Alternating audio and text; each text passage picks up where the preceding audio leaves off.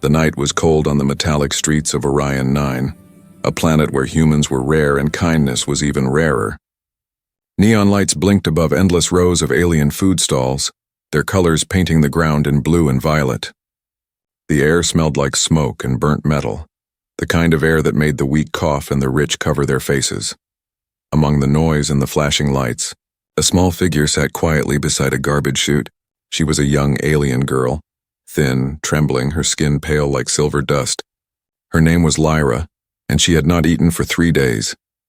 Her large violet eyes watched creatures pass by, tall reptilian traders, glowing insectoids, and even floating beings made of mist.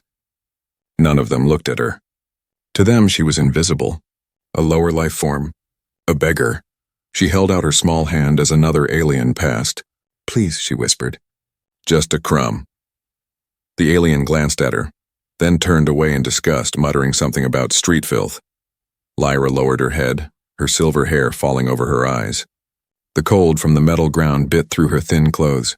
Somewhere deep in the crowd, a human voice argued with a stall owner.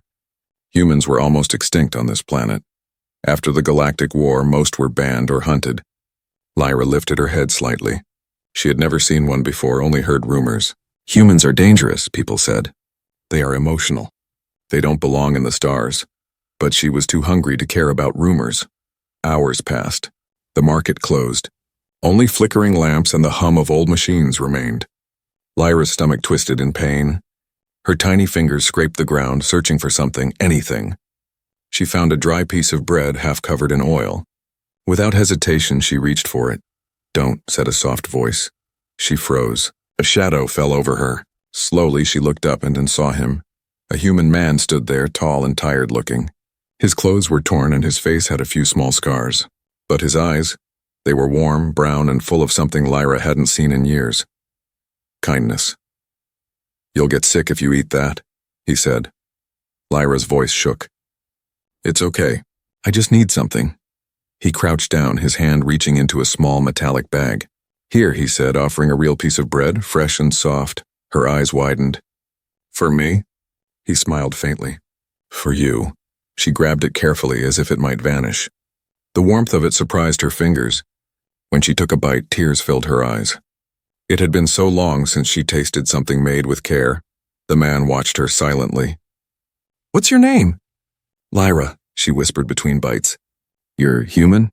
"Yes, name's Elias." He looked around, cautious. "And you shouldn't be out here alone." "The patrols don't like beggars, especially alien ones," Lyra frowned. "They don't like humans either." He gave a small laugh. "You're right." They sat quietly for a moment. The distant sounds of drones echoed in the night. Elias took out a small metal sphere from his pocket. It floated in the air, scanning the area. "You shouldn't be here," he said again. "This district is dangerous."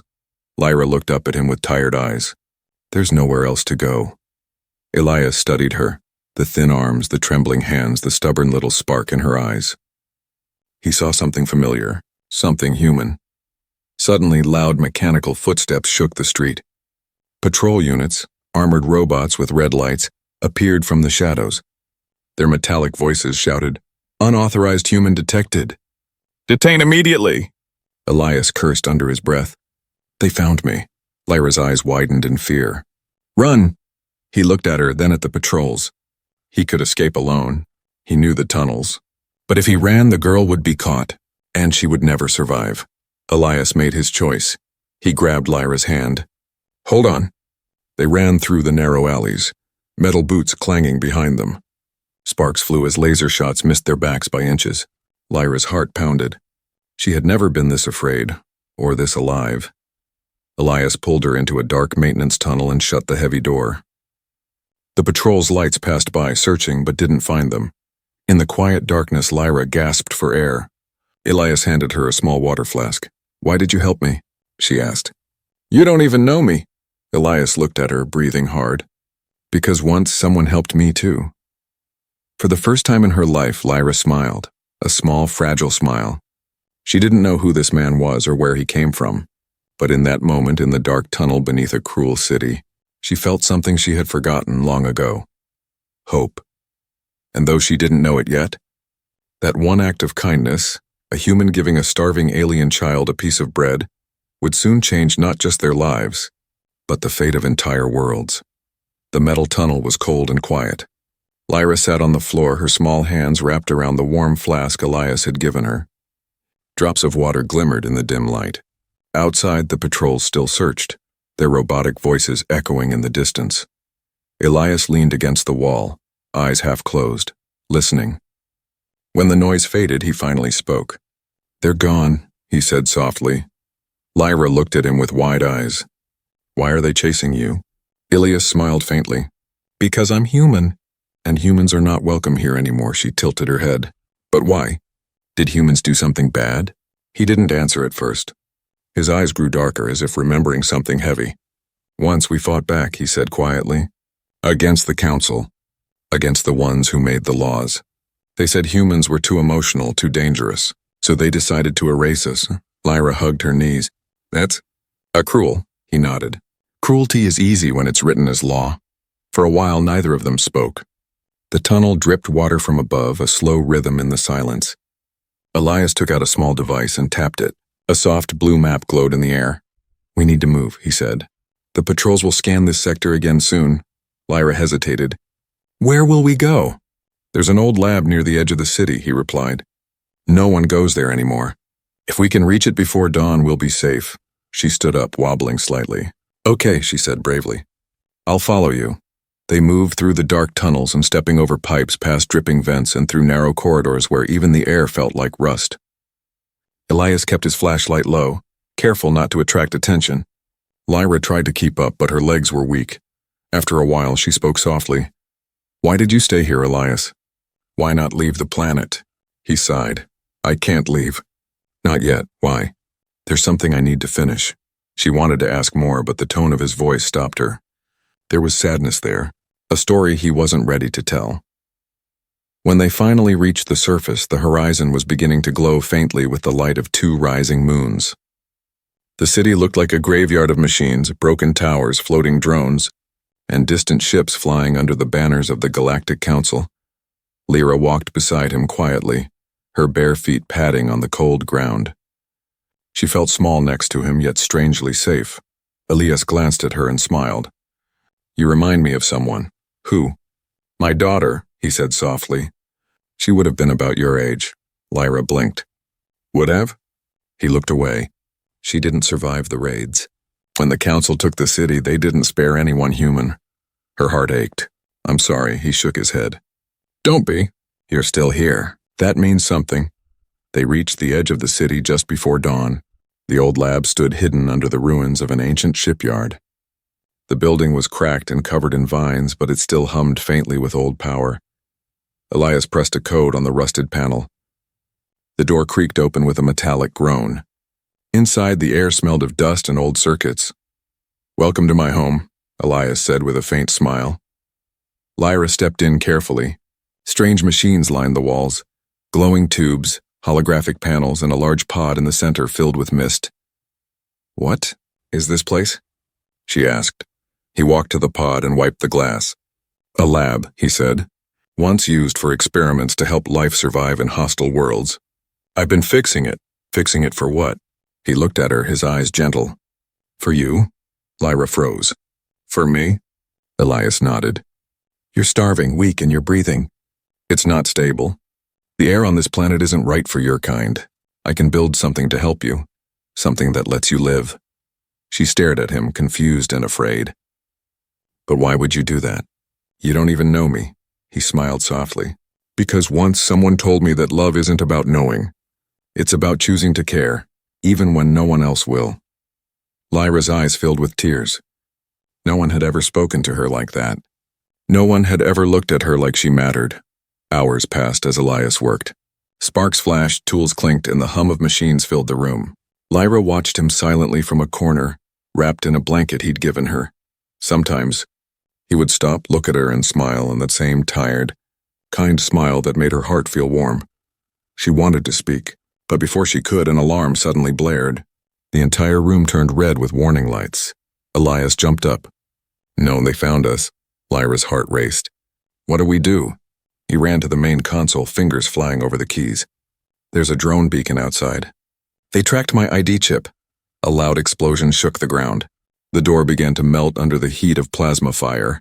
Elias grabbed a small metal bracelet and ran to Lyra. "Put this on," he said. "It will protect you. What about you?" she cried. He smiled sadly. "Don't worry about me. Just stay alive." The door burst open. Soldiers flooded in, shouting commands. Lyra screamed as bright lights filled the room. Elias stood in front of her, shielding her with his body, and then everything went white. When Lyra opened her eyes again, the lab was silent. Smoke filled the air. The soldiers were gone. The machines were destroyed. She looked around desperately. "Elias?" There was no answer. Only the crackle of fire and the faint glow of the broken pod. She crawled toward it, and there, half buried under debris, she found him. Still breathing, but barely. He looked at her and whispered weakly, "You have to survive. Promise me." Tears streamed down her face. "I promise." He smiled one last time. "Good girl." And then his hand fell still. Lyra screamed his name, her voice echoing through the ruined lab. The bracelet on her wrist glowed faintly, a soft blue light pulsing like a heartbeat. Something inside it hummed. Something alive. The lab was quiet now. Smoke drifted through the cracks of broken metal and burnt wires. The smell of fire mixed with the sharp sting of ozone. Lyra sat beside Elias's body, her hands trembling, eyes red from crying. He was gone, the only human she had ever met. The only one who had ever cared, but the small bracelet on her wrist, and it still glowed softly. Its light pulsed in rhythm like a heartbeat. Lyra wiped her tears and stared at it. "What did you do, Elias?" she whispered. She pressed the small center button. The glow brightened, and suddenly a faint hologram appeared above her wrist. Elias's face smiling gently. "Lyra," the recording said. "If you're seeing this, then I'm gone. But I didn't save you just to let you die again." Her breath caught. She moved closer, watching his image flicker in the dusty air. "This bracelet," the hologram continued, "is connected to a system I built, using human and alien biotech. It will keep you alive. It will heal you. And maybe one day it will help you understand why I did all this." The hologram paused, his voice trembling slightly. "People call humans dangerous because we love too much, because we fight for what we care about. They fear that love, but love, it's what makes us human. It's what makes us alive." The image faded slowly until only the soft blue light remained. Lyra sat there, frozen. For a long time she said nothing. Then she whispered, "I'll live, Elias, I'll live for you." Days passed. The fire burned out. The soldiers never came back. Lyra began to explore the ruined lab. Most machines were destroyed, but the central pod, the one Elias had been building, still hummed weakly. She touched the glass. Inside were fragments of strange materials, glowing, alive. Small particles swirled like stars. When she leaned closer, the bracelet reacted. The light on her wrist brightened, and the pod responded with a hum that grew louder and louder. Then a soft voice spoke. Not from outside, but inside her head. "Lyra, connection established." She gasped and stepped back. "Who's there?" "I am the system your protector created. My purpose, keep you alive." Her heart pounded. "You're the machine he made?" "Yes, Elias programmed me to synchronize with your biology. You are now bound to his final creation, the human core." "The human core?" she repeated, confused. "A fusion of human empathy and alien life structure. It can adapt, heal, and evolve. But it requires your trust." Lyra looked down at the bracelet. The light inside it pulsed like it was breathing. "If I use this, will I still be me? You will be more." That night, Lyra sat near the old control desk, staring at the glowing bracelet. She thought of Elias, his smile, his words, the way he shielded her. He gave his life to protect her. She clenched her small fist. "Then I won't waste it." She placed her hand on the pod. "Activate," she whispered. The machine roared to life, shaking the entire lab. Blue light spread across the walls, surrounding her in a sphere of energy. The bracelet merged with her arm, sinking into her skin. Pain shot through her body, sharp and electric. She screamed, light bursting from her eyes, her veins glowing under her skin. Her body lifted off the ground, floating in the blue light. "Adaptation process complete," the system said calmly. "Human core installed. When the light faded, Lyra fell to the floor, gasping. She looked at her hands. Faint silver lines now ran across her skin, glowing softly. Her strength had returned. Her lungs no longer hurt. She was alive and stronger than before. But deep inside her, something else had awakened. Something powerful and human. Outside, the planet of Orion 9 was changing. The Galactic Council was spreading their patrols, hunting for the last human traces. Rumors began to spread about a strange child seen near the ruins, glowing like a star, walking where no one dared. Lyra hid in the shadows, moving carefully between abandoned streets. Her senses were sharper now. She could feel heat, hear drones miles away, and even sense the emotions of living creatures. When she found a small group of hungry children hiding under a broken shelter, she gave them food in the same way Elias once had. They stared at her, afraid. "Why are you helping us?" one child asked. Lyra smiled softly. "Because someone helped me." That night, she sat under the 2 moons, holding the bracelet, or what was left of it, close to her heart. "You said humans love too much," she whispered. "Maybe that's not a weakness. Maybe it's our power." But far above the city, deep in the orbiting council station, something else stirred. A figure watched the planet through the glass window, tall, cloaked in black armor, his eyes glowing red. "She's alive," he said to the officer beside him. "The experiment survived." The officer bowed nervously. "Should we capture her, Lord Varen?" The man's metallic fingers tightened. "Capture her?" "No, observe her. If she carries the human core, she might be the key to everything we lost." His red eyes narrowed. "And if she becomes too strong, we'll destroy her ourselves." Down below, Lyra's bracelet pulsed again, as if it could feel the danger watching from above. She looked at the stars, whispering, "Elias, I can feel something coming, but I'm not afraid anymore." The night wind blew through her silver hair. In her eyes, for the first time, burned the same fire Elias once had, the will of a human heart that refused to die. And somewhere in the silence of space, the story of one human's love was about to change the galaxy forever. The 2 moons were fading behind the clouds when Lyra woke again. Her body ached, but her breath felt light, almost new. The silver lines on her skin still glowed faintly, tracing patterns that pulsed like living veins of light. She sat up slowly, surrounded by silence. The lab was now her home, though it felt more like a tomb. The machines around her were broken reminders of the man who saved her. Elias was gone. But the human core inside her whispered softly, alive. "Good morning, Lyra," the calm voice echoed in her mind. "Your vitals are stable. Would you like to begin training?" She frowned.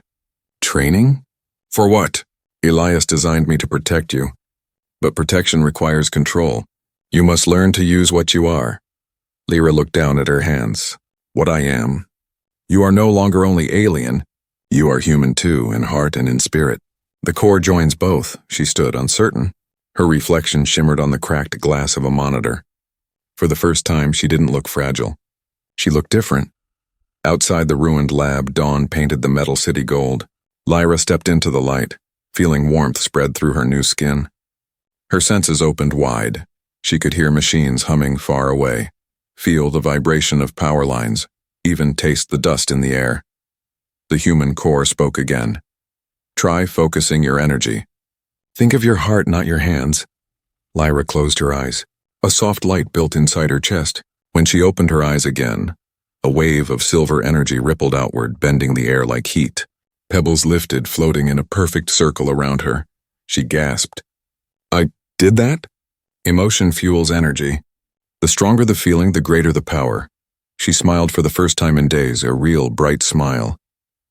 "Then I'll learn everything." Days turned into weeks. Lyra trained in secret among the ruins. She learned to lift objects with her mind, to sense movement before it happened, to blend with shadows so patrol drones passed her without notice. But every night, she returned to the lab and listened again to Elias's hologram. She memorized every word, every smile, every tremble in his voice. It was her only comfort, and her reminder that she was not alone. Then, one night, something unexpected happened.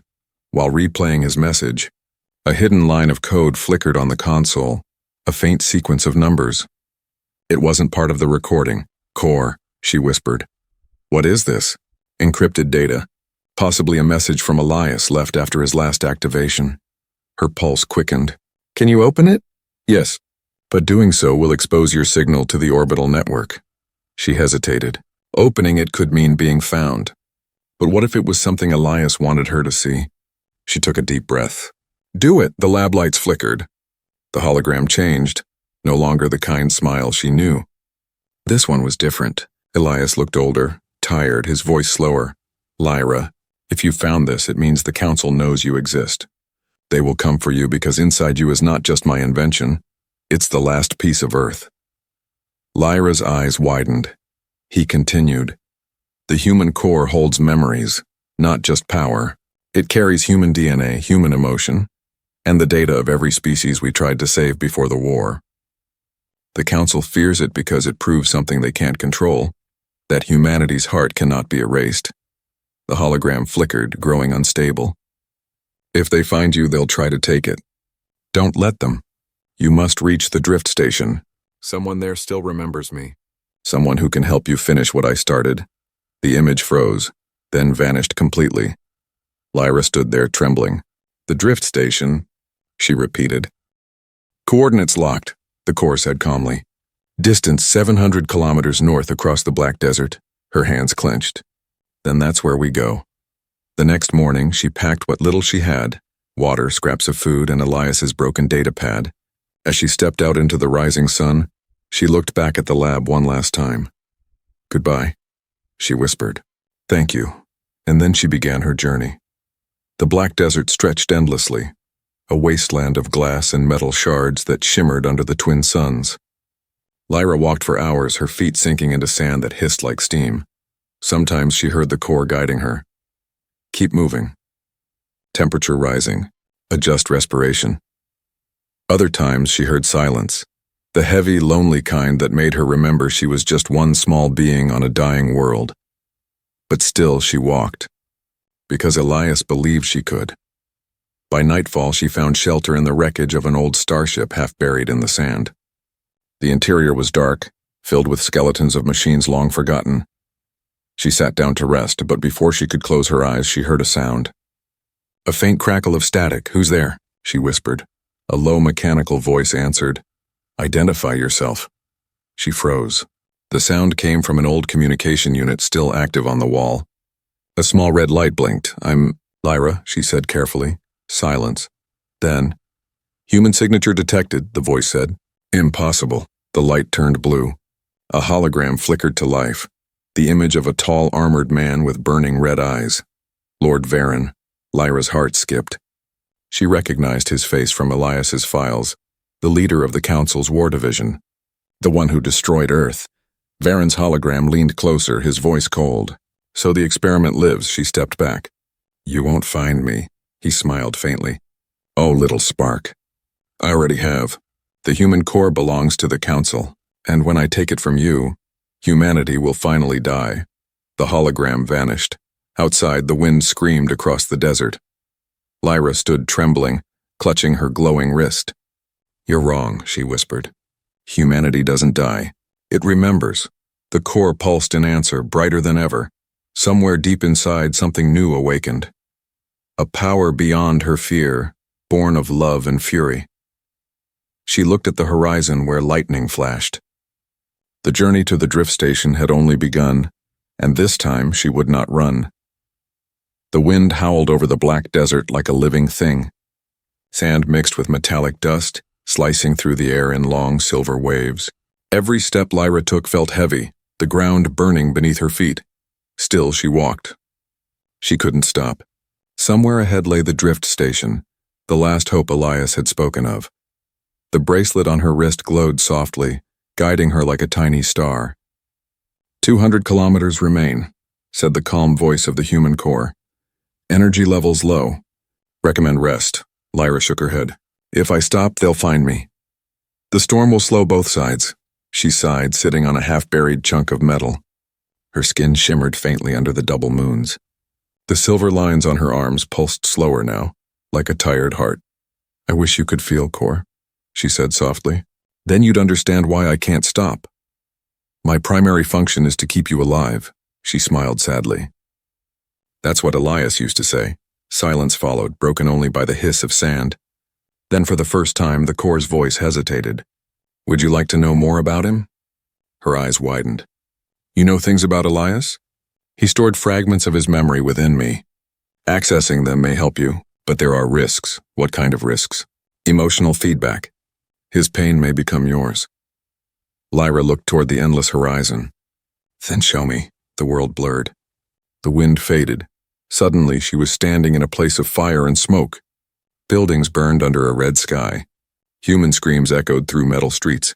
She looked down. Her hands were small, childlike, not her own. The human core's voice whispered, You are inside Elias's memory. Before her, a younger Elias ran through the chaos, carrying a small girl in his arms. His uniform was torn, his face streaked with ash. Hold on! He shouted to someone behind him. Blasts shook the ground as drones rained fire from the sky. Lyra followed, invisible, her heart pounding. She saw the little girl in his arms. Same silver hair, same eyes as hers. His daughter. She whispered. The core confirmed softly. Subject Mira Elias, age 6. Deceased during the fall of Orion Prime. Lyra felt tears well up. He lost her. Elias dove into a shelter, shielding the girl as explosions shook the ceiling. It's okay, Mira, he said, voice breaking. Daddy's here, but the door collapsed. Light, white, blinding, swallowed everything. The vision shattered. Lyra gasped, falling to her knees in the sand. The storm roared around her again. Emotional feedback detected, the core said calmly. She pressed her hands against her chest. He watched his daughter die, and he still saved me. His love defined his creation. The human core exists because of that loss. Lyra wiped her tears, her voice shaking. Then that love is part of me too. She stood again stronger. The storm was still wild, but she could feel energy rising inside her. Warm, bright, almost human.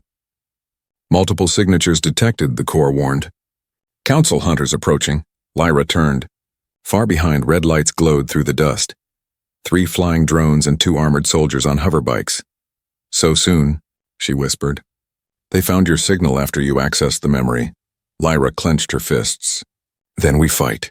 The drones screamed through the sky, firing bolts of plasma. Lyra ran, sliding down a dune as explosions chased her. The heat seared her back. She dove behind a fallen ship wing. Core charge at 70%. You can project a shield. How? Focus on the one you love most. She closed her eyes and saw Elias's smile. Light burst from her chest. A dome of blue energy formed around her, the plasma bolts hitting it and melting away like rain on glass. The soldiers shouted through their comms. She's using the core. Contain her. Lyra rose from behind the wreckage, her silver eyes glowing. You can't contain love. She raised her hand and the energy exploded outward. The drones shattered midair, their lights fading into the storm. The hoverbikes swerved, crashing into the dunes. When the sand settled, the battlefield was silent. Lyra fell to her knees, exhausted, but alive. Threats neutralized, the core confirmed. She laughed softly through heavy breaths. Elias, I did it. Your reaction was based on empathy and a pure human response. Efficiency rating low, but impact maximum. Lyra chuckled weakly. Guess that's what being human means. Night came quickly. The desert cooled, stars scattering like shattered glass above her. She lit a small fire from the wreckage and sat beside it. Core, she said quietly. Was Elias afraid before he died? Yes, but not of death. He feared a universe without kindness. Lyra stared into the flames. Then we can't let that happen. The core's light pulsed on her wrist. Your path to Drift Station remains open. But the council will not stop, she nodded. Let them come. I have something they can't understand. Define something. She smiled faintly. A human heart. Far away in the orbiting council station, Lord Varen watched the battle replay on a large screen. His red eyes narrowed. She defeated a full squadron, he said slowly. Impossible, an officer stammered. The human core amplifies emotional energy beyond our predictions. Varen stood, his armor glinting under the cold lights. Then it's time I see her myself. He looked out the window toward the blue planet below. I destroyed humanity once. I won't let its ghost rise again. Meanwhile, Lyra sat under the stars, unaware that the most feared being in the galaxy was now hunting her. The wind carried a whisper like a voice from beyond the grave. She closed her eyes and smiled. "I know, Elias," she whispered. "I'll keep your promise." The firelight flickered on her face. Her bracelet glowed brighter, reflecting the stars above. In that vast, lonely desert, the smallest spark of human love burned against the cold darkness of the universe, and it refused to die. The night sky of Orion 9 was fading into gray when Lyra finally saw it. A shape rising from the endless dunes. Half buried in sand and silence, the drift station, once, it had been a great orbital research base that fell from the skies during the last human war. Now it stood like a broken skeleton. Its towers cracked, lights long dead, and doors half melted from the crash. Lyra stopped at the ridge and stared in awe. "So this is where you wanted me to go, Elias." The human core pulsed gently on her wrist. "Coordinates confirmed. Drift station. Last known human stronghold. Life signs faint," her eyes widened. "Life signs? Someone's alive here?" "Unclear. Energy fluctuations suggest biological or mechanical presence." Lyra took a deep breath. "Then we'll find out." She slid down the dune and approached the entrance. The huge doors were sealed shut, covered in dust. She touched them, and the silver glow from her veins spread across the metal like roots of light. The doors recognized her. They opened with a deep groan, releasing a wave of stale, cold air. Inside was darkness. Lyra walked through the corridor slowly, her steps echoing. The walls were covered in old human writing, names, warnings, and faded posters showing smiling faces from a world long gone. Her heart tightened. She had never seen humans alive, yet she felt like their memories whispered from the walls. She passed through empty rooms, laboratories filled with shattered glass, sleeping pods frozen in time, and control panels blinking weakly as if waiting for orders that would never come. Then, a soft sound broke the silence. A voice. "Is someone there?" Lyra froze. The voice was weak, human, but distant, like a ghost calling from deep within the station. "Yes," she shouted. "I'm here. Follow the light." A small trail of blue lights flickered on along the floor one by one, guiding her deeper into the base. "Unknown signal source," said the core. "Proceed with caution." Lyra nodded. "If there's even one human left, I have to see them." She followed the lights down a narrow hall that opened into a massive chamber. Machines surrounded the walls, and in the center stood a large glass capsule filled with pale mist. Inside it lay an old man, thin, pale, and connected to dozens of wires. His chest rose and fell slowly as if each breath was a struggle. Lyra stepped closer. "You're alive." The man's eyes fluttered open, bright, gray, and full of recognition. "A hybrid," he whispered. "Elias, did it?" Lyra's heart raced. "You knew Elias?" The old man smiled weakly. "He was my student. Brilliant, stubborn fool. I told him the human core was too dangerous, but he never listened." She knelt beside the capsule. "He saved me." "I know," the man said softly. "That's what he always wanted, to save someone, anyone." She looked at him, confused. "Who are you?" "I am Dr. Halden Voss. I helped create the first human cores before the Council destroyed Earth. We tried to build a system where emotion could heal instead of harm." Lyra listened closely as his voice grew weaker. Elias was the only one who understood. He believed love could change biology itself.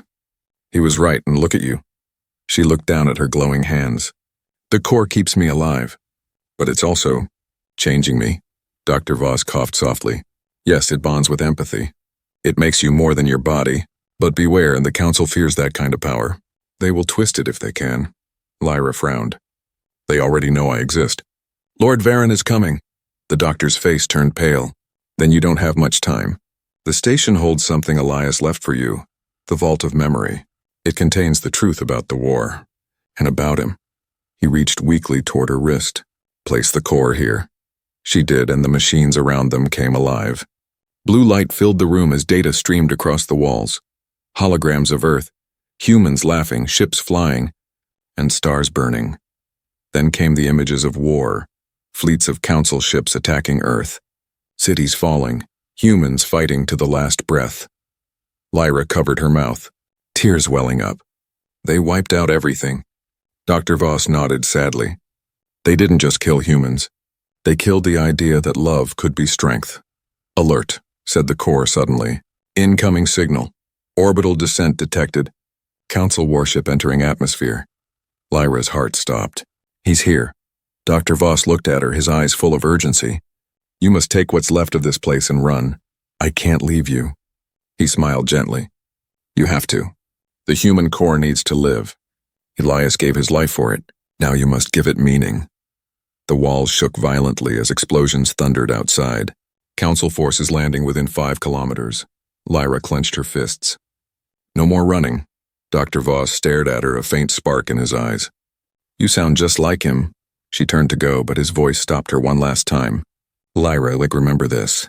The human core isn't a weapon. It's a mirror. What you feel becomes what you create.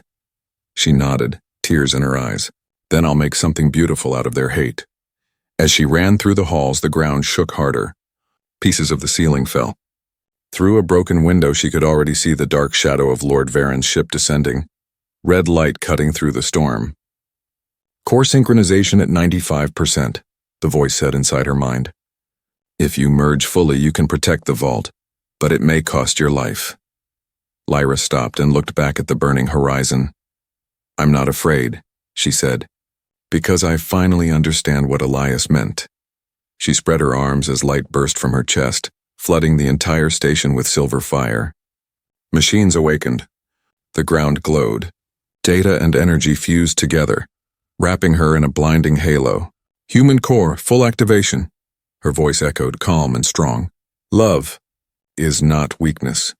The sky cracked open as Lord Varen's ship broke through the clouds, and in that moment the drift station shone brighter than any star. The sky above the drift station burned with red fire. Lord Varen's warship descended like a falling shadow, its engines roaring loud enough to shake the earth. Lightning cracked across the horizon as the ship's enormous cannons glowed, ready to erase what was left of the station. Inside, Lyra stood in the center of a storm of light. The human core inside her pulsed wildly, merging with the station's systems. Silver fire ran through the floors and walls, turning everything alive. Energy levels rising, said the core's calm voice. Synchronization complete. You now control the drift station's entire network. Lyra's hair lifted in the energy flow, glowing like threads of starlight. She looked out through the shattered window at the dark sky. Then let's end this. Moments later, the ship landed. From its open gates came an army of armored soldiers, their red visors glowing like the eyes of wolves. They surrounded the ruins in silence, weapons raised. Then slowly he stepped out, tall, cold, and terrifying. Lord Varen. His armor shimmered black under the firelight, his face half covered by a steel mask. Only his red eyes burned through, eyes that had seen countless worlds destroyed. He looked up at the glowing drift station and smiled faintly. So, he said, his deep voice echoing, the last spark of humanity finally shows itself. Lyra's voice answered through the air, calm but strong. You fear that spark, don't you? Varen chuckled. Fear? No, child. I ended humanity once. I will do it again. The ground shook as soldiers advanced. Lyra stepped through the broken door, silver light pouring from her body like liquid fire. The soldiers hesitated. She looked fragile, small, but her eyes glowed like the twin moons themselves. Elias believed love could change the galaxy, she said. You destroyed him. You destroyed everything. Varen tilted his head. Love is weakness. It makes creatures hesitate. It makes them suffer. Lyra took a step forward, her voice trembling but fierce. Maybe. But love also makes us fight when all reason says we should give up. The air vibrated. The human core pulsed faster. Varen's hand lifted. Then let us test your precious love. He moved faster than sight. In a blur of dark energy he struck, a blast of red power shooting toward her. Lyra crossed her arms and a wall of blue light appeared, absorbing the blow. The ground beneath her cracked, dust rising around her feet. Warning, the core said. Power output at critical levels. Lyra ignored it. She ran forward, silver energy swirling around her fists. When she struck, the impact lit the sky. Varen staggered back, surprise flashing in his eyes. Impossible, you're adapting. I'm learning, she said. From every heartbeat he gave me. They clashed again, light and shadow colliding. Blue against red, hope against hate. Each blow shook the ruins. Soldiers were thrown aside like dust. Lyra's heart burned with emotion, sadness, anger, love, all mixing into power. The human core responded, amplifying it. Emotional surge detected. Generating counter-frequency. Silver fire erupted from her chest, spreading like wings. Varen roared, tearing off his mask. His face was pale and scarred, half machine, half man. "You think love can defeat war?" he shouted. "War is eternal. Fear keeps order. Without it, the galaxy will fall to chaos." Lyra's voice broke through the storm. "Then maybe chaos is better than a world without kindness." Her light grew brighter. She could feel Elias's voice deep within the core, whispering, "Lyra, don't fight to destroy. Fight to protect." She took a deep breath, tears in her eyes, and whispered, "I understand now." Instead of attacking, she opened her arms. The silver light expanded not as a weapon but as warmth. It spread through the air like a wave. Pure emotion, pure humanity. The soldiers froze as their visors flickered. Some dropped their weapons, stepping back in confusion. Varen screamed, "What are you doing?" Lyra's voice trembled but remained clear. "Showing you what you've forgotten." The light reached him. His red eyes widened as his memories flashed. Faces he'd buried long ago, voices calling his name. A time when he too was human. For the first time, the great Lord Varen fell to his knees. "No," he whispered. "I ended this. I killed them all." Lyra walked closer, her voice soft. "You can still choose. You can still feel." Varen looked up at her, tears mixing with blood. "You are your creator's legacy." Lyra shook her head. "No, I'm everyone's." The human core flared, a final surge of energy that wrapped both of them in light. When the brightness faded, the warship was silent. The soldiers stood motionless, their weapons fallen. The desert wind carried only calm. Varen was gone, his armor empty, dissolved into dust. And Lyra, she knelt on the ground, exhausted, her glow fading slowly. "Core energy depleted," said the faint voice in her mind. "Mission complete," she smiled weakly. "Elias, I did it." The core pulsed one last time, then dimmed. She fell forward, her hand pressing into the sand. Around her, the drift station stood alive again, its lights burning softly like stars, a memorial to every human who had ever lived. Days later, when the storm cleared, wanderers and refugees found the ruins. They saw her lying there, the silver girl who shone like light. They buried her beside the station and called the place the Valley of Hope. And as years passed, stories spread. They said she wasn't just part human or part alien. She was the bridge between hearts. The proof that love could rebuild what fear had broken. Sometimes on quiet nights, travelers swore they saw a faint blue glow above the valley, like a heartbeat against the dark. In the end, one human's kindness gave birth to a miracle. She was not born to destroy, but to remind the stars what it means to care. And though her body faded, her light lives on, in every soul that dares to love in a world that has forgotten how.